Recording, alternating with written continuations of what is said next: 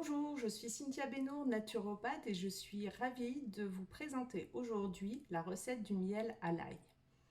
Pour ce faire, nous allons recourir à deux ingrédients reconnus pour leurs bienfaits sur la santé, le miel et l'ail. Le miel est bien connu pour ses propriétés antiseptiques et soulager les maux de gorge, la toux, les angines. Et là, ces propriétés vont être décuplées par l'ajout de miel et le procédé de fermentation qui va se créer. Il sera préférable de choisir un miel non chauffé, cru et bio. Méfiance, en grande surface, on a tendance à vous vendre des miels qui contiennent bien souvent du sirop de glucose. Si vous en avez la possibilité, je vous conseille de vous approvisionner directement auprès d'un apiculteur. Sinon, un miel bio cru, c'est écrit généralement sur les pots, dans les magasins bio de préférence. Le second ingrédient, l'ail, est également reconnu pour ses bienfaits sur la santé. Il contient des composés soufrés et des antioxydants comme les vitamines A, B, C et E qui vont participer à soutenir notre système immunitaire.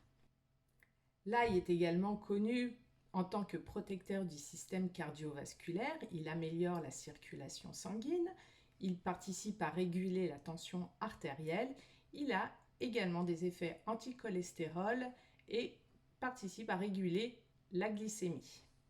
L'ail a également des propriétés antiseptiques et anti-inflammatoires. Il est considéré comme un antibiotique naturel du fait de sa contenance en allicine. Il est temps de passer à la recette. Pour cela, il nous faudra donc des gousses d'ail. Alors, l'idéal serait d'avoir de l'ail nouveau, au moins bio en tout cas, c'est le minimum. De l'ail nouveau, malheureusement, il faudra attendre le printemps pour pouvoir en profiter. Donc pensez-y à ce moment-là pour confectionner vos pots pour l'hiver. On évitera les gousses germées ou abîmées. Il vous faudra également du miel. Ici, j'ai choisi du miel d'acacia. Il est très clair, il est liquide et surtout, il a un indice glycémique des plus faibles. Un pot avec couvercle, ou alors l'idéal, ce serait un pot avec un joint type le parfait. Et voilà. Donc passons à la réalisation de la recette. Donc, le nombre de gousses d'ail dépendra évidemment de la contenance de votre pot.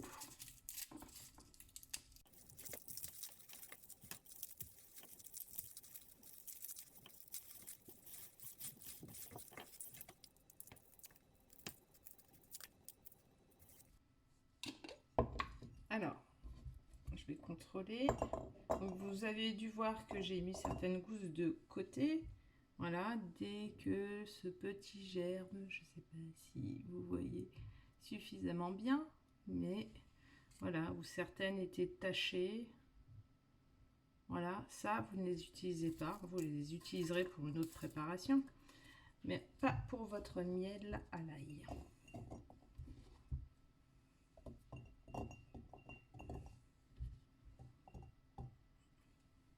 On va rajouter quelques-unes.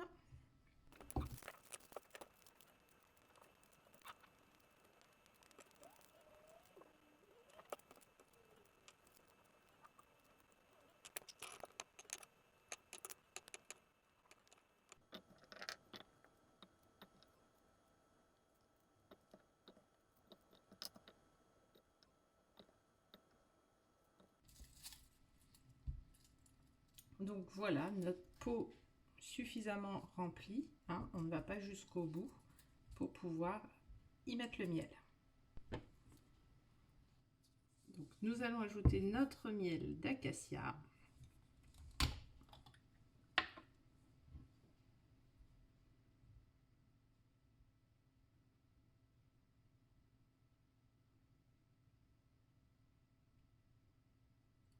Allez-y progressivement, l'idée c'est de recouvrir l'ensemble des gousses tout en laissant 1 cm de vide,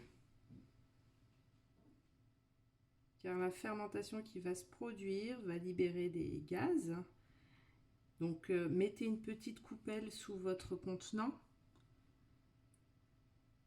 pour récolter l'éventuel débordement. Donc allez-y progressivement, le temps que le miel aille dans tous les recoins du pot.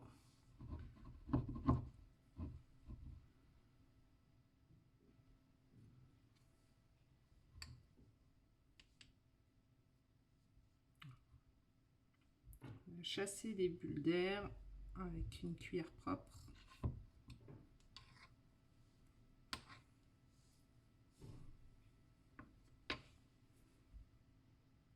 Encore un peu. Voilà, toutes les gousses doivent être immergées.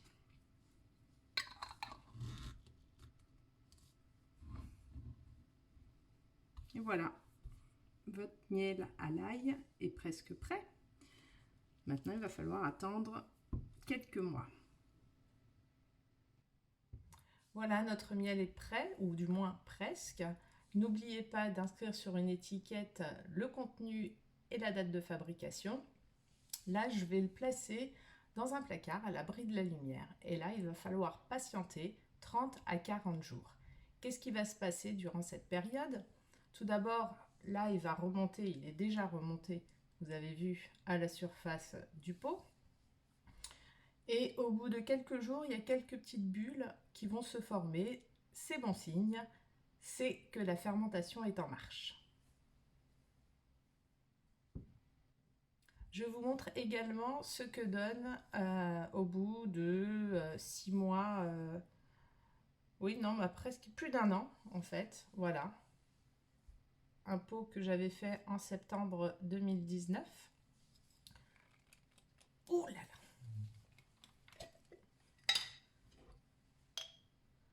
Voilà, donc le miel a légèrement bruni. Vous voyez, c'était du miel d'acacia également. Et là, vous avez des gousses d'ail parfaitement confites que vous pouvez utiliser en cuisine, écraser dans une vinaigrette ou pour agrémenter des légumes croquants. Vous pouvez donc l'utiliser en cuisine, mais l'objectif c'est quand même de soutenir votre immunité et l'utiliser en cure durant tout l'hiver. Vous prendrez 2 cuillères à café le matin à jeun. Alors il y a cependant quelques recommandations et précautions d'emploi. Il convient parfaitement aux adultes et aux enfants de plus de 3 ans. En revanche, les femmes enceintes et allaitantes éviteront d'en consommer parce que bébé risque de faire la tête. Toutes les personnes sous traitement d'anticoagulants éviteront également d'en prendre. Pour les personnes atteintes de maladies chroniques, il est préférable de demander conseil au médecin traitant. Et les personnes, bien évidemment, allergiques au miel et à l'ail, ça va de soi. Pour soutenir votre système immunitaire, quelques bons réflexes à adopter en matière d'hygiène de vie. Vous allez tout d'abord alléger votre alimentation, augmenter votre consommation de fruits et légumes crus. Ils sont riches en vitamine B. Vous savez que la cuisson détériore les vitamines à partir de 45 degrés. Privilégiez les aliments et fruits et légumes riches en vitamines A, C et E, qui sont des antioxydants. Le temps des symptômes, il est recommandé d'éviter les aliments qui sont producteurs de mucosité, tels que les produits laitiers, les sucres raffinés, les féculents, tous les aliments à base de farine blanche. Donc on fera une pause sur les raclettes, couscous, lasagnes et compagnie, le temps de l'auto-guérison. Le repos est également essentiel. Il va permettre à votre corps de mobiliser toute son énergie pour aller vers l'auto-guérison. Boire également beaucoup d'eau ou d'infusion pour faciliter l'élimination des toxines. Et appliquer la fameuse bouillotte chaude sur le foie après chaque repas. Voilà, j'espère que cette vidéo vous aura donné envie de réaliser ce miel à l'ail. Et si vous avez des questions, je vous laisse les coordonnées en fin de vidéo. À bientôt!